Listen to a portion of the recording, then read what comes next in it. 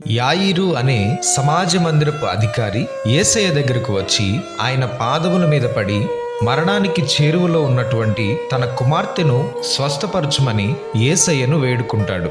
యేసయ్య అతనితో వెళ్ళడానికి అంగీకరించాడు. వారు ప్రయాణమై వెలుచు ఉండగా యాయిరు ఇంటి నుండి ఒకడు వచ్చి, నీ కుమార్తె చనిపోయింది అనే వార్తను తెలియచేస్తాడు. యేసు ఆ మాటలు విని యాయిరుతో, భయపడకు, నమ్మిక మాత్రముంచు, నీ కుమార్తె స్వస్థపరచబడుతుంది అని యాయిరును ధైర్యపరుస్తాడు. యేసు యాయిరు ఇంటికి వచ్చినప్పుడు అక్కడున్న వారందరూ ఆ చిన్నదాని నిమిత్తం ఏడ్చుచూ ప్రలాపిస్తూ ఉంటారు. అది చూచిన యేసయ్య వారితో, మీరు దుఃఖపడకండి అని చెప్పి చనిపోయినటువంటి ఆ చిన్న బిడ్డ దగ్గరకు వెళ్ళి ఆమె చెయ్యి పట్టుకొని, చిన్నదానా లెమ్ము అని చెప్పగానే చనిపోయినటువంటి ఆ చిన్నది లేచి నడుస్తుంది.